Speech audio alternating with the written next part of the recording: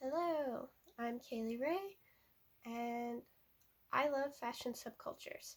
For the first half of my presentation, I've chosen to focus on the Japanese fashion Lolita as I have the most experience with it. I've discovered Lolita thanks to the internet back in 2015 as I was entering my first year of high school. Without the internet, I wouldn't have discovered Lolita. The community when I was in high school was much smaller than it is today. Back then I wore lots of different Japanese fashion simply because it made me happy.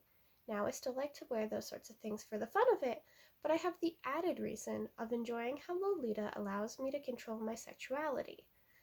I don't feel like an object of lust when wearing Lolita, and people are noticing my clothes rather than my body. Wearing Lolita gives me control over how other people perceive my body. The word Lolita might make you uncomfortable at first, if you're familiar with Nabokov's book of the same name. But the fashion and the book are in no way related. A more recent trend of putting together innocently sexy outfits with motifs relating to the book has emerged on Instagram, and this further confuses the separation between the two. Lana Del Rey and the clothing brand Dolls Kill both promote fashions associated with the book. Lolitas are adamant that the book and the fashion are not related, and the fashion is not fetish related either. Many PSA type posts have been made to various social media platforms by many Lolitas defending the fashion and educating on the differences. The fashion was created in Japan and is inspired by dress in the Victorian and Rococo periods. A basic outfit includes a petticoat or underskirt, a blouse, appropriate footwear, and a skirt or a JSK, also known as a jumper skirt. Oftentimes in media targeted towards more mainstream cultures, Lolita and the people who wear it are described as doll-like.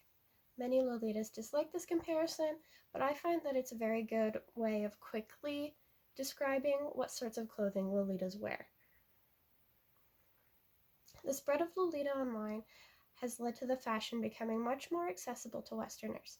People have made sewing and DIY accessory tutorials on blog posts as well as YouTube for English speakers. Yumi King, a Chinese YouTuber, has a playlist of 49 Lolita-related DIY videos, all in English. To buy used Lolita, all you have to do is visit one of the many dedicated Facebook pages or go to the website Lace Market. Some of the larger Lolita brands will have a site available in English, but if they don't, Google Translate adequately does the job as long as most of the words aren't embedded in images. Otherwise, or in that case, Google Translate can't really help you. Average body size in Japan is much smaller than those of people here in the West, and that makes it very important to know your sizing. The Lolibrary is a user-generated resource that makes finding information about a specific piece of clothing incredibly easy, including sizing, original price of the clothing, brand, and year released. That's not an extensive list of all of the things that are provided on the website, though. Due to the popularity outside of Japan, more brands are adding larger sizes to their newer releases to accommodate non-Japanese bodies. Though the style originated in Japan, Lolita is worn across the globe by males and females and people of non-binary genders. This fashion is leaning into the societal idea of hyper-feminine without adding the much expected sexiness found in many modern-day fashions that embrace femininity. Lolita was started as a tool to outwardly express the rejection of societal expectations for young women to dress in a way that is pleasing to others and reveal their bodies. Lolita uses clothing to engage in youthfulness and innocence. This fashion is very much about dressing for oneself and not for the benefit of others. Many male Lolitas are referred to by themselves and the community as Brolitas. However, the same rules apply for outfit building as with female Lolitas, meaning everybody wears the same type of clothing. It's all fluffy skirts and fancy blouses. People as a whole are trained to see gender as a binary in the West. Lolita fashion blurs this line because, in such a homogeneous fashion, everyone looks the same. All of the characteristics that one would use to determine gender in normal circumstances are covered with lace and frills, freeing the wearer from body specific gendering and instead opening them up to a default of female.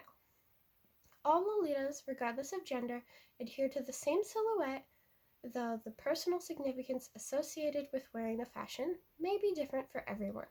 I find that Lolita in particular connects well with the introduction to Bodies That Matter because there is no gendered separation in who wears what kinds of garments.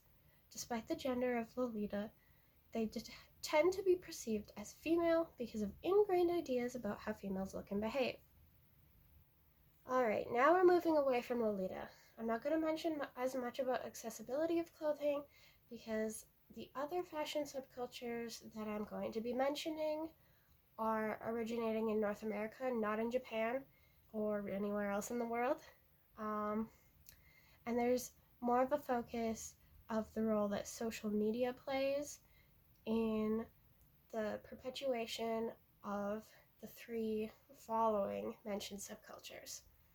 One more thing to note before moving on is that I don't have as much of a connection with these fashion subcultures, so I have a less personal experience and I have more observations as an outsider, whereas in the Lolita section, I do participate in that fashion and I've been a participant in that fashion for years at this point, though not incredibly active. So I have more insider perspective in the Lolita section and more outsider perspective in the following section. Alright, moving on. Another fashion subculture that has been popularized due to the internet is cottagecore.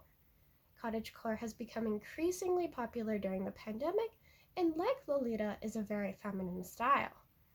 Along with gingham, florals, and flowy skirts comes with an attitude of appreciating nature. Teens and sapphic women on TikTok and Instagram have promoted this subculture to the point where a quick Google search on Google yields many articles about the sudden popularity, including an article on Teen Vogue. This style is used as a form of escapism from the endless problems of today, focusing on sustainability, soft colors, and imagery of a quiet farm life. TikToks tagged cottagecore include the thrift hauls or tips, tutorials on baking bread and gardening, style inspiration, and transformations of clothing into garments that will better fit the style. As mentioned in the Teen Vogue article, cottagecore is especially popular with queer youth as it offers an escape from harsh realities and an online community rife with tenderness and softness that may not be able to express elsewhere. May not be safe to express elsewhere. Cottagecore is mentioned to be a style that has roots predating the internet, but hasn't become widespread until very recently. Part of this may be due to the ease of sharing information through social media.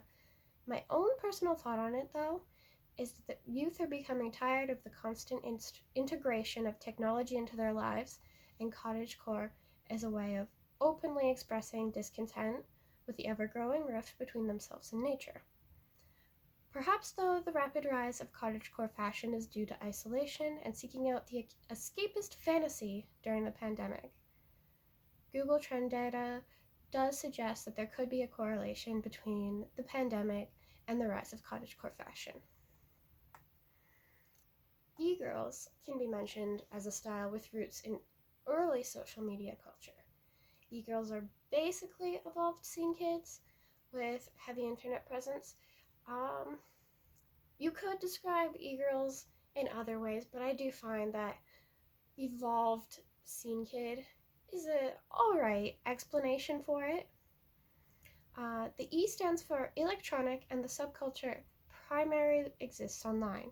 TikTok has played a huge role in popularizing the fashion and changing the word e-girl from a negative term, basically accusing girls of faking enjoyment in internet culture and gaming for male attention, into a cutesy yet edgy fashion. The top Urban Dictionary definition accuses e-girls of begging men for money and selling their bodies. However, many e-girls and girls who identify as e-girls are underage, and they're just having fun experimenting with their style.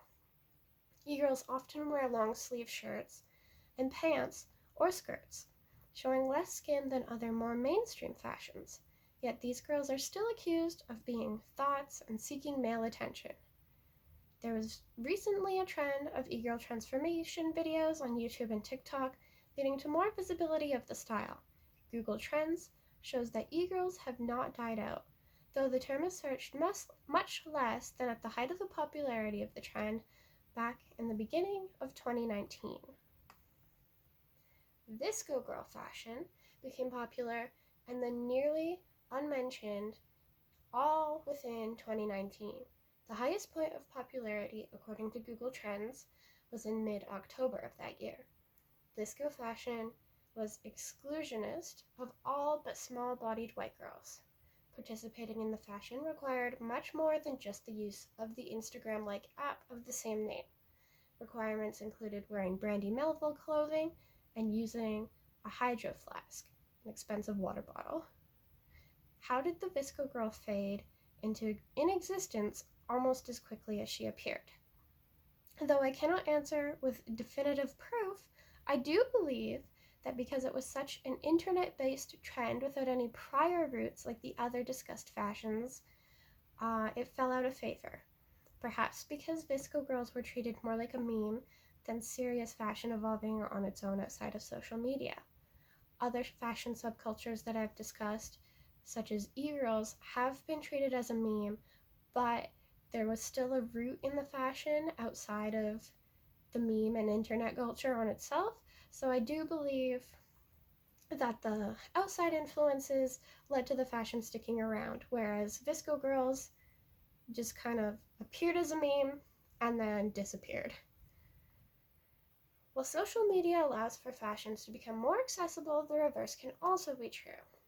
Bodies can be excluded from being represented in fashion subcultures easily and with limited repercussions. The TikTok algorithm has been designed in such a way that the content recommended to users is based on the looks of users that they already follow.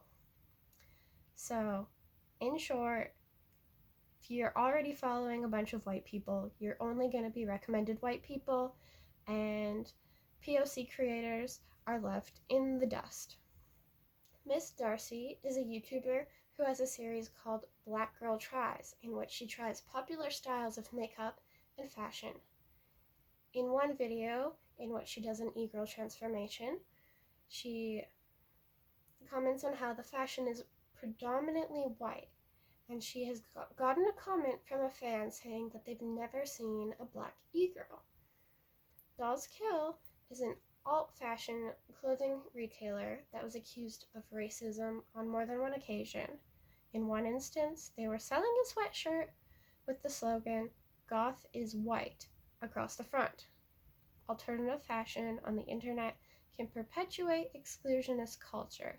Though the internet isn't solely the cause of exclusion of POC from fashion subcultures, it certainly aids the exclusion. Alright, well, thank you for listening to my presentation on body, tech, fashion subcultures, and gender.